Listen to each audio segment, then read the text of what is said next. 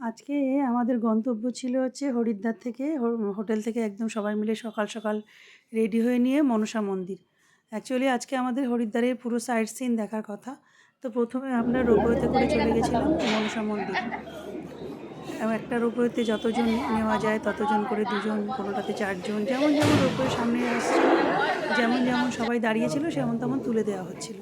এই যে দেখুন, আমরা সিঁড়ি দিয়ে নিচে তো টিকিট কাটা হলো, হয়ে ব্যাগ সার্চ করে নিয়ে আমরা উপরে চলে গেলাম। উপরে থেকে নামার পরে আস্তে আস্তে আমরা উপরে উঠছি। অনেকগুলি জায়গা দিয়ে পরপর উপরে আরও 2-3বার সার্চিং হয়েছিল। হয়ে উপরে আমরা মনসা মন্দিরের একদম যেখানে মন্দির সেখানে আমরা চলে গেছিলাম।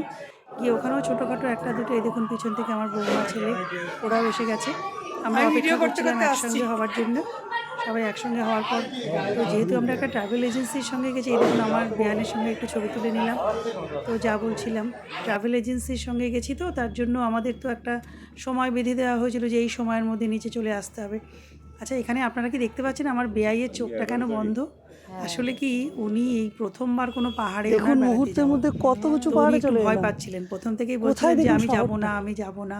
উনি একটু ভয় পাচ্ছিলেন, তার জন্য চোখটা বন্ধ। আর আমরা তো সেই সুযোগটা বারবার নিচ্ছিলাম, ওনাকে ভীষণভাবে ভয় দেখাচ্ছিলাম। তো না, ভয় একদমই দেখাচ্ছিলাম না, কিন্তু বলছিলাম একটু বাইরের দিকে দেখুন, ও বেয়াই কেমন লাগছে বলুন।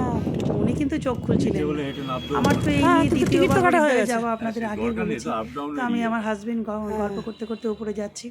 এবার দেখুন নিচের দিকে একটা জিনিস নতুন দেখলাম এবছর গিয়ে, এইবার গিয়ে বেড়াতে গিয়ে। আমার দিদি আগে মনসা মন্দিরের সিঁড়ি ছিল মোটামুটি 700-750 সিঁড়ি ছিল। সিঁড়ি দিয়ে খারাপ ছিল, এখন রাস্তা করেছে জানি না। সেই সময় যারা গেছিলেন অনেক দিনই হয়তো ছিল, আমি জানি না কবে সিঁড়িটা এরকম রাস্তায় রূপান্তরিত হয়েছে। আগে সিঁড়ি ছিল, এখন রাস্তা করলাম। নিচে বেশ চওড়া রাস্তা, সেখানে বাইক, অটো, একদম মন্দিরের মোটামুটি কতটা কাছাকাছি 700 অবধি যাচ্ছে। আমার দিদিমা হেঁটে সেটা আমি ঠিক জানি না, কিন্তু বেশ অনেকটা। তুমি একটু আমার কাছাকাছি, কিন্তু এই রাস্তা দিয়ে হেঁটে দেখুন আমি একটু আমার নিজের ছবি নিয়ে নিচ্ছিলাম।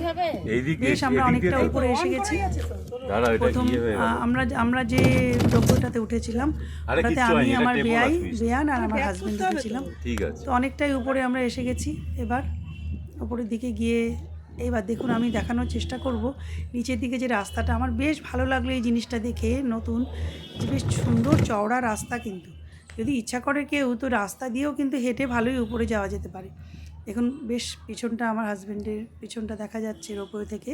বেশ তখন অনেকটা কুয়াশা, বেশ খানিকটা কুয়াশা। এটা কিন্তু আবার আমরা নেমে আসছি, তো ভিডিওগুলো একটু এদিক ওদিক নেওয়া হয়ে গেছে। তো এবার আমরা নেমে আসছি, তখনও অনেকটা কুয়াশাই ছিল, তবুও ভালো লাগছিল বেশ। ওঠার সময় আমি যে ভয় পাচ্ছিলাম তা না, ভয় পাচ্ছিলাম না একদমই তা না, ভয় তো পাচ্ছিলামই। দেখুন ওপর থেকে কি ভালো লাগছে, পরপর সমস্ত রোপওয়েগুলো নেমে আসছে। দেখুন পেছন থেকে হালকা একটু ওই রাস্তাটা দেখা গেল। তবে বর্ষাকালে এই জায়গাগুলো যতটা বেশ সবুজ একদম হয়ে থাকে না, এখন দেখুন অনেকটা রুক্ষ, গাছপালাগুলো অনেকটা কম। দেখাবার চেষ্টা করেছি অনেকটা। গঙ্গা নদীকে উপর থেকে ভীষণ ভালো লাগছিল, খুব সুন্দর লাগছিল, একটা অন্যরকম অনুভূতি। আমি যদিও এখনও পর্যন্ত প্লেনে চড়ে উঠতে পারিনি, প্লেনে ওঠা আমার হয়নি, কিন্তু এই যে বেশ কিছুটা উপর থেকে হলেও পুরো শহরটা বা নিচেটা দেখা, এটা কিন্তু আমার বেশ ভালো লাগছিল।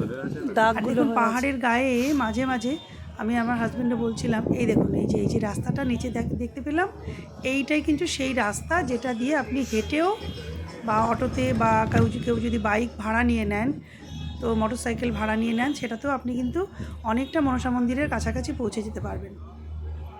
আস্তে আস্তে আমরা এবার নিচের দিকে নেমে আসছি। বিভিন্ন পাহাড়ি ফুল, দেখুন কত সুন্দর গার্ডেন নিচে। এই যে প্রায় অনেকটা আমরা নিচে এবার চলে এসেছি আস্তে আস্তে। আমাদের পিছনের রোপওয়েতে আমার ছেলে, বৌমা, আমার বেয়ান ওনারা আসছেন। আর এখানে আমরা দুজন, আমি, আমার হাজব্যান্ড, আর সঙ্গে একজন অন্য যাত্রী ছিলেন। এই দেখুন আমরা প্রায় এসে গেছি। এবার আমরা নেমে যাব।